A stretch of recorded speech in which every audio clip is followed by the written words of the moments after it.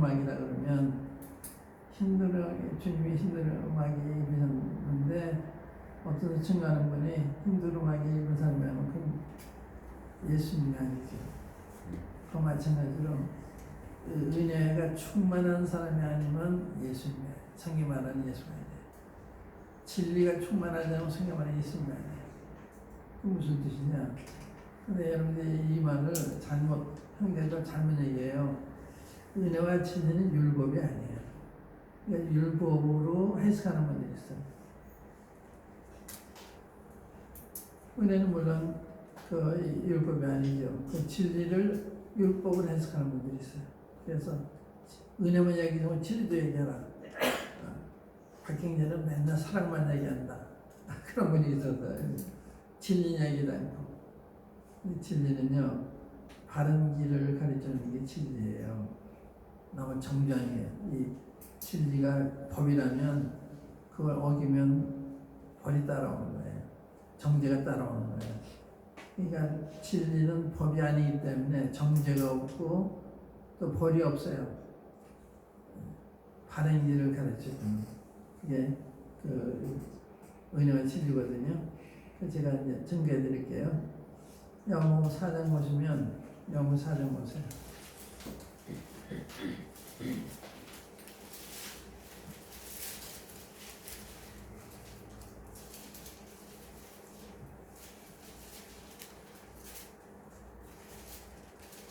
18절 보세요. 18절. 사마리아 여인에 대한 얘기인데 영무 4장 18절.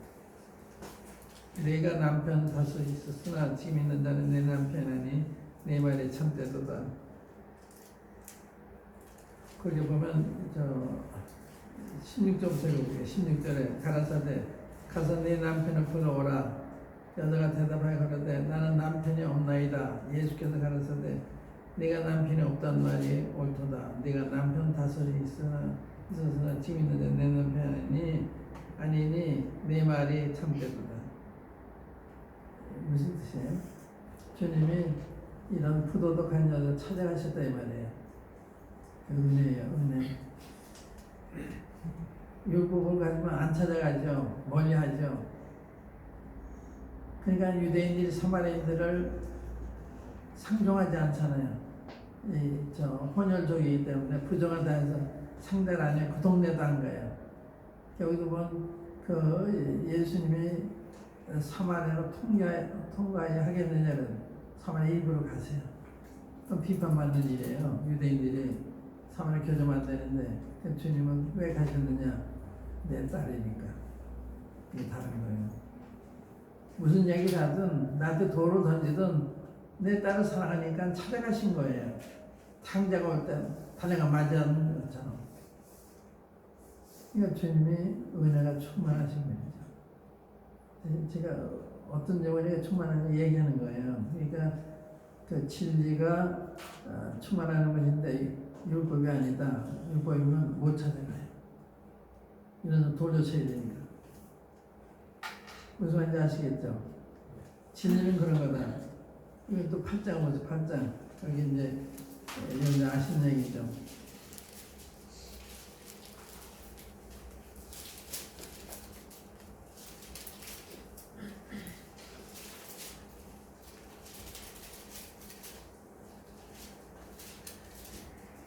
(3절부터) 읽어볼게요. 3절부터 8장 3절부터 예수께 말하되 선생이여 이 여자가 가늠하다가 현장에 잡혔나이다. 모세는 율법에 이러한 여자를 돌로 치라 명하거니와 선생은 어떻게 말하겠나이까. 저희가 이렇게 말하면 고소할 조건을 얻고자 하여 예수를 시험하노라. 예수께서 몸을 굽히사 손가락으로 땅에 쓰시니 저희가 묻기를 맞지 아니하는지라. 이에 일어나 가라사대 너희 중에 죄 없는 자가 먼저 돌을 취하시고 다시 몸을 굽히사 손가락으로 땅에 쓰시니 저희가 이 말씀을 듣고 양심의 가책을 받아 어른을 시작하여 젊은이까지 하나씩 나가고 오직 예수와 그의 가운데 섰는 여자만 남았더라. 예수께서 일어나서 여자 외에 아무도 없는 것을 보시고 이르시되 여자여 너를 고소하던 그들이 어디 있느냐? 너를 정죄한 자가 없느냐? 대답하여 대답하되 주여 없나이다. 예수께서 이르시되 나도 너를 정죄하지 아니하노니 가서 다시 죄를 범죄만 하시니라. 이게 이러고 되라면 도로 쳐야 되는 거예요. 이걸 근거로 해서 예수님을 책을 잡으려고 이 여인을 붙잡아 와서 질문한 거예요. 우선 이런 자를 돌로 쳐라는데 당신 뭐라고 그러십니까? 돌로 쳐도 문제가 되고 치지만 해도 문제가 되는 질문이에요. 사람 같은 꼭 흠 잡히게 생겼죠. 왜 돌을 치라고 만드냐? 그럼 구세주가 안 돼요. 그냥 충만한 거죠. 돌을 치지 말라 그러면 못을 범하는 거예요. 치라도 안 되고 치지 말도 안 되고. 예수님이 너희 중에 죄 없는 먼저 돌을 치라고 하면 다 양심이 같이 보면 도망가잖아요.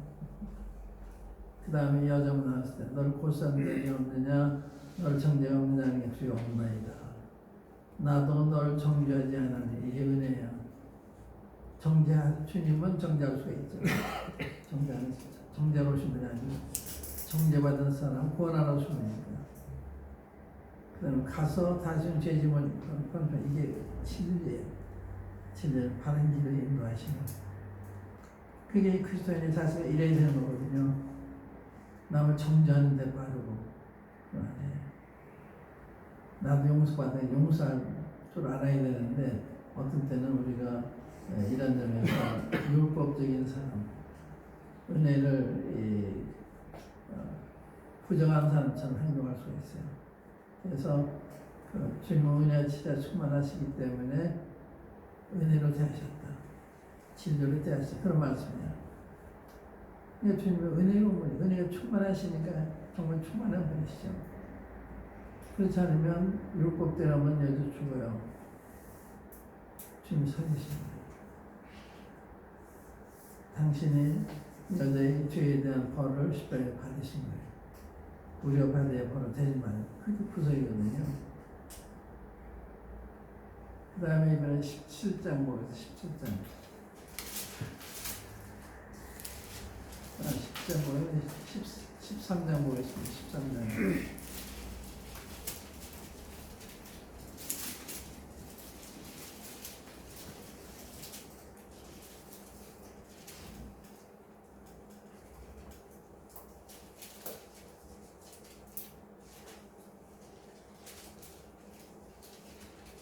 38절 37절부터 읽겠습니다. 베드로가 가로되 주여 내가 지금은 어찌하여 따를 수 없나이까 주를 위하여 내 목숨을 버리겠나이다. 예수께서 대답하시되 네가 나를 왜 내 목숨을 버리겠느냐? 내가 진실로 내게 이르노니 다구기 전에 내가 3번 나를 부인하리라. 이 베드로 16절에 보면 너희가 다 나를 버리고 혼자 다 제자 다 버렸어요. 그들 주님이 아세요. 그리고 14장 1절 보시면 그들에게 뭐라고 그랬어요? 너희는 마음에 근심하지 말라. 하나님이 떠나릅니다. 이게 은혜죠. 제자들이 주님을 버리고 부인하고 도망을 아시면서도 주님이 모르는 채 마음에 근심하지 말라. 얼마나 사랑이 많으세요. 얼마나 자비하시고 얼마나 은혜로우세요. 정말 은혜 충만하신 분이시죠. 우리가 이제 이런 분을 볼 때 이런 분을 닮는 거예요. 그러니까 우리는 사람을 상대적으로 대하는 것이 아니라 은혜를 따라 대하는, 내가 받은 은혜, 내가 배운 은혜를 따라 사람 대하게 되니까 다른 거죠. 믿지 않는 사람은 다른 거예요. 믿지 않는 사람은 행위대로 대하는데 우리는 은혜대로 대하는. 이 말씀 무슨 이제 이해하시겠죠? 네. 그다음에 이제 2절 3절 보시면 내 아버지 집에 거할 곳이 많다. 그렇지 않은 너에게 이르시려나 내가 너희를 위하여 초소 예배를 하노니 가서 너희를 위하여 초소 예배면 내가 다시 너희를 내게 이르와 나 있는 너희를 하라. 주님이 그들의 3번 부인하고 말씀하셨잖아요. 너 부인하면 너 하나는 못와 이렇게 안 하시잖아요. 그걸 아시면서도 마음에 근심 오지 말아라. 내가 너희 위해 초설 예배를 간다. 또 초설 예배는 다시 와서 너희에게 영접하여 나 있는 것 함께 있게 해주시다. 은혜지 은혜.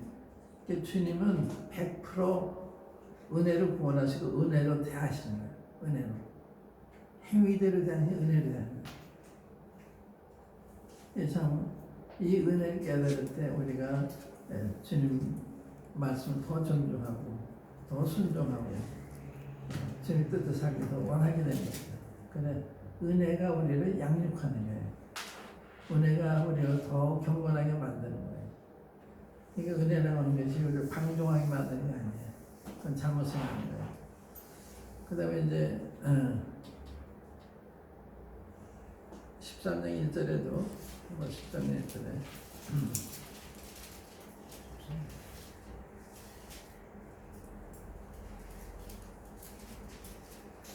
유월절 전에 예수께서 자기가 세상을 떠나 아버지께로 돌아갔을 때가 있는 걸 아시고 세상에 있는 사람들을 사람들이 끝까지 사랑하시냐. 은혜. 주님이 너희들 나한테 잘못하면 너희도 안 받아줄 거야. 끝까지. 이게 구원의 영원성을 말하는 거예요. 그래서 그 요한복음 10장에 보면 그 10장부터 10장 그것도 봐야 되겠네요. 10장 27절부터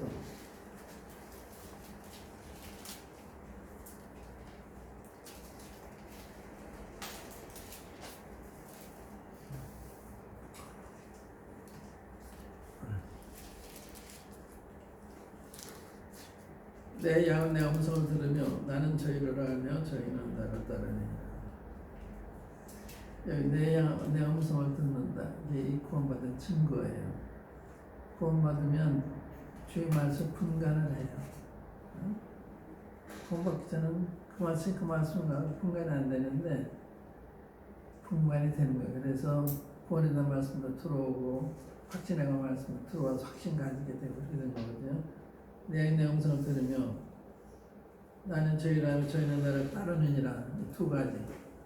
주의 음성을 듣고 따르고 주의 음성을 들으면 어떻게 한다는 그건 내 목자인데 나 사랑하시는 분이시다. 그냥 따르게 되는 거거든. 따르지 않는다면 문제가 있는 거예요. 그 다음에 28절에 내가 저에게 영생을 주노니 영원히 멸망치 아니하여도요. 하나님 아니겠어 어떻게 되냐? 영생 어떻게 줘요? 사람이? 내가 저 영생을 주노니 영원히 멸망치 않는다. 한번 구원받으면 영원히 안전한 거예요. 영원히 멸망치 않는다. 주님 말씀하셨잖아요. 또 저희를 내 손에서 빼앗을 자가 없다. 내 아버지는 많이 받으시면 아무도 아버지 손에 뺏을 수 없다. 보세요.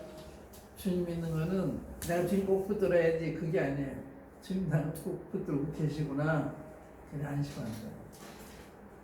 어린애가 엄마를 꼭 붙들어야지 근데 안 떨어지는 게 아니죠. 엄마가 밑에 받쳐주니까. 그걸 믿고서 엄마 품에서 재롱을 부리잖아요. 엄마의 손을 붙들고 계시니까. 그래서 이 반대로 믿는 사람은 내가 꼭 붙들어야지. 붙들면 좋은데 꼭 붙들지 못해요. 주님이 날 붙들고 계시기 때문에 내 손에서 빼앗자고 주님이 보호하고 계신 거예요. 또 내 아버지를 만리보다 크심에 아무도 아버지 손에서 뺄 수 없다. 손이 둘이에요. 주님의 손과 아버지의 손이 둘 잡고 있는 거예요. 아무도 우리를 뺏어가는 거예요. 그러니까 안전한 거예요. 우리의 행위가 조금이라도 있어야 된다면 아무도 못 가요. 그래서 우리가 구원에서 안심하는 이유는 주님이 이런 약속하셨고 주님이 우리 구속을 영원한 구속을 이뤘잖아요. 히브리서 9장 12절에 보면 그의 피로 영원한 속죄를 이루셨다. 또 10장 10절에 보면 저가 한 짐으로 거룩하게 된 자를 영원히 온전케 하셨다. 하나님 편에 올 때가 내가 완전한 자예요. 영원히 완전한 자예요. 내 자신이 완전한 게 아니라 주님의 구속이 완전하기 때문에 완전한 자로 보시는 거예요. 그러니까 가는 거예요. 그저 못 가요. 이번에 이제 17장 보겠죠. 요한복음 17장.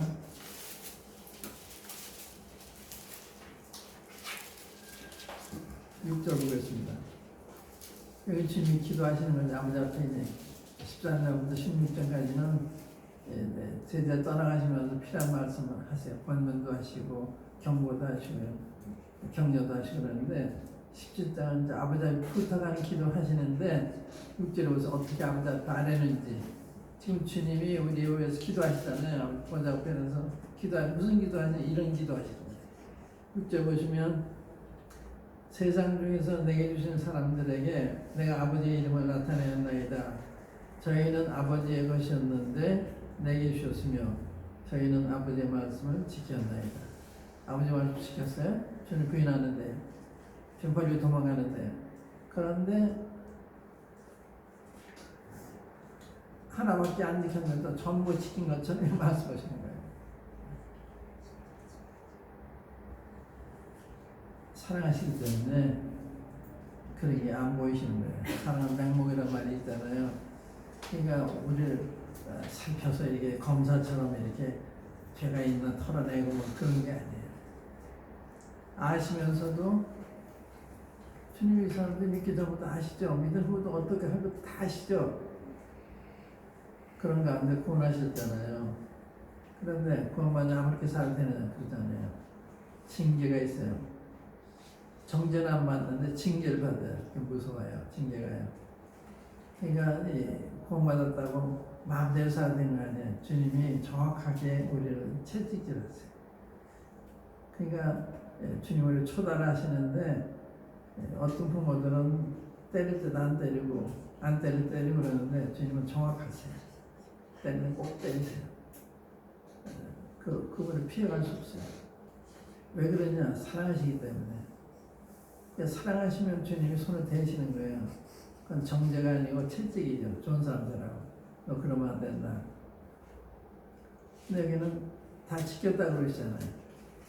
다 지키지 않을 거 아시면서도. 또 7절 보세요. 지금 저희는 아버지께서 내게 주신 것이 다 아버지께로 온 것인 줄 알았나이다. 이런 얘기 들은 만큼 알고 있질 않아요. 아버지를 보여주십시오. 그럼 하겠습니다. 의문이 많았어요. 그런데 이 조그만 아는 것도 전부 아는 것처럼 주님 얘기했어요. 이게 은혜죠. 8절 나는 아버지께서 내게 주신 말씀들을 저희에게 주어서 하며 저희는 이것을 받고 내가 아버지께로부터 나온 줄을 참으로 아오며 아버지께서 나를 보내신 줄도 믿었사옵나이다. 사실이면서 이렇게 얘기 들을 만큼 완전한 믿음은 아니죠. 그런데 완전한 믿음을 가진 자처럼 아버지한테 얘기하는 게 아버지 앞에 얘기하는 거예요. 10절 보세요. 내 것은 다 아버지의 것이요 아버지의 것은 내 것이었는데 내가 저희로 말미암아 영광을 받았나이다. 영광 받았다면 어떻게 하세요? 욕을 받으시죠. 그런데 그런 건 안 보이는 거예요. 믿음도 주님을 따라오고 이 조그만 좋은 거를 아주 전부 좋은 것처럼 말씀하시는 거예요. 그러니까 주님의 은혜가 충만하신 분이죠. 여러분도 은혜가 충만하면 우리 형제를 잘못 얘기할 때 좋게 얘기해. 좋게 나쁜 얘기 안 하고 나쁜 얘기 안 하고 좋은 얘기만 참 이렇게 훌륭한 분입니다. 그런데 사랑이 없으면 그의 흠을 얘기하시죠. 사랑은 허다한 죄를 덮는다 이렇게 있는 거 아니에요. 그러니까 이런 사람이 돼야 되는 거예요. 은혜와 지혜가 충만한. 그 다음에 20장 보겠습니다. 20장.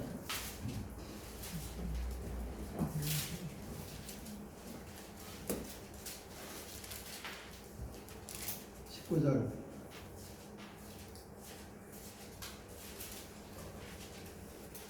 이날 곧 안식 후 첫날 저녁 때 제자들이 유대인들을 두려워하여 모인 곳에 문들을 열었더니 예수께서 가운데 서서 가라사대 너희에게 평강이 있을지어다. 누가 누굴 찾아와야 돼요? 제자들이 지금 찾아가야 돼요. 제 주님 부인했습니다. 주님 찾아오시잖아요. 이게 사랑이에요. 우리는 부부간에도 이렇게 불화생겼어요. 서로 잘못됐다 그렇게 바라는데 사랑하는 사람이 먼저 잘못됐다 그러는 거야. 여기 주님이 찾아오셔서 평강이 있어야다. 야단 하나도 안 치잖아요. 지금 주님 부인회가 버린 날 처음 만나시는 거예요. 근데 평강이 있으자도 하시고 선과 역구를 보이시니 제자리를 줄고 기뻐하더라. 가책을 받아도 기뻐해요. 은혜가 넘치니까. 뭐 똑같은 거 어린애가 엄마한테 많은 맞고 나서도 엄마의 품을 또 저런 우리랑 똑같은 거예요. 왜냐면 자기 잘못보다 엄마의 품이, 엄마의 사랑의 품이 더 좋으니까 다 잊어버리는 거예요. 우리도 이제 어린애기처럼 이렇게 철실하는 게 좋은 일들이거든요. 주님은 은혜와 진리가 충만한 분이시다. 그 얘기한 거예요. 주님은 누구시냐? 주님 어떠한 분이시냐? 은혜와 진리가 충만하다. 주님 어떠한 일을 하셨느냐? 주님 어떠한 일을 하셨어요? 우리 구원을 위해서 관계된 일을 모두 하셨어요. 율법 요구하는 죽음을, 정죄를 주님 대신 받으셨다. 또 그 사실에 대한 예언의 말씀을 다 이루셨잖아요. 다 이뤘다 했을 때 율법을 다 이루셨고, 내가 율법을 펴라오면서 이루러 왔다. 주님이 율법 이루신 거예요. 주님에 대해 예언을 다 성취하신 거예요. 그래서 주님 십자가에 돌아가실 때 나에게 요구하는 율법을 주님이 다 받아. 그래서 돌아가신 거예요. 그래서 주님이 완전히 돌아가셨기 때문에 완전 구속이 된 거예요. 완전 구속. 그것만 하고 마칠게요. 히브리서 19장 12절에 보세요. 히브리서 9장 12절.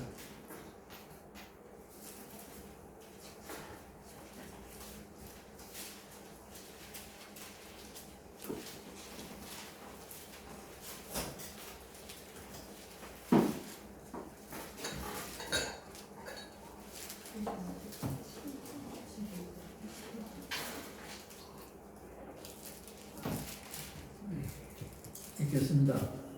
염소와 소화제의 피를 아니하고 오직 자기 피로 영원한 속죄를 이루사 단번에 성소에 들어가신다.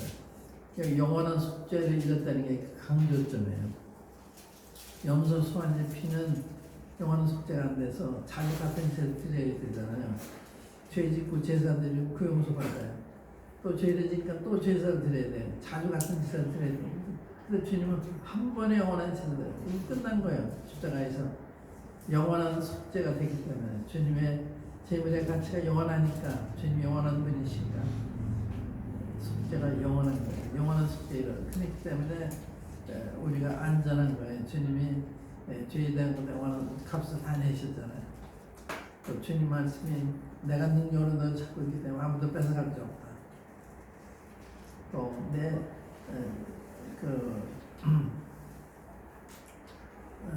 그 다음에 14장 보세요. 10장 보세요. 10장 10절, 12절, 14절. 10절부터 10장 10절에 이 뜻을 쫓아 예수의 몸을 단번에 들이심으로 말미암아 우리가 거룩함 얻었다.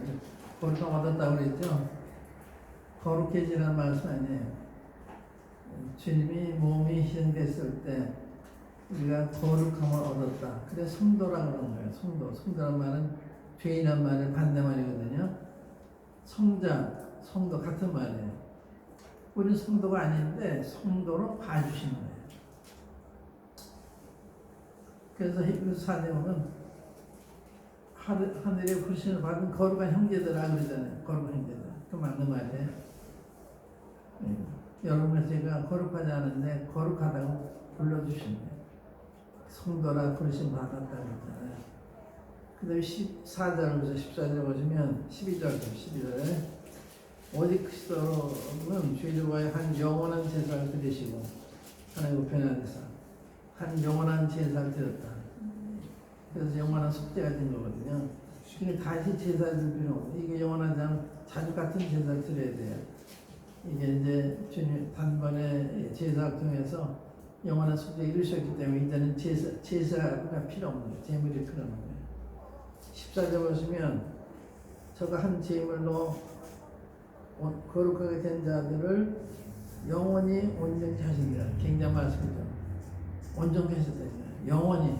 그러니까 과거의 죄로부터만 온전해진 게 아니고 영원히 온전케 하신다.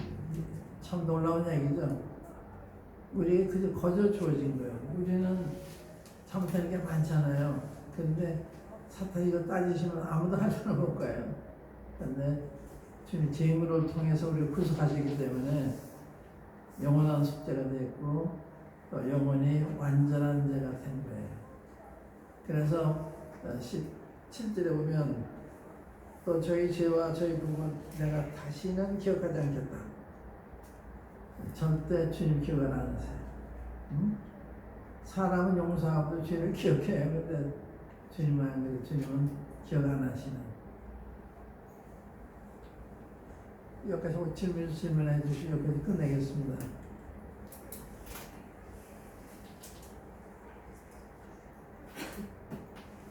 특별히 구원의 그 증거들에 관해서 제가 하나님 말씀을 삼하게 된다. 또 하나님 말씀을 순종하게 된다. 그래서 변화가 일어난다. 또 형제를 사랑하게 된다. 이런 게 비춰봐서 구원받았나 말이에요. 확실하면 재검토해 보세요. 주님 이런 면에 제가 부족하니까 확실히 좀 증거해 주세요. 성령 보시면서 그렇게 기도하시고 그러면 주님이 제 확신을 줄 수도 있고 또 구원에 대해서 구원해 주실 수도 있고요. 이 문제에도 착각하시면 안 되죠. 구원은 이론이 아니에요. 실제 생명이 온 거예요. 생명이 왔기 때문에 하나님을 성화되는 영혼의 양식이니까. 질문해 주시고 아니면 여기서 마칠게요.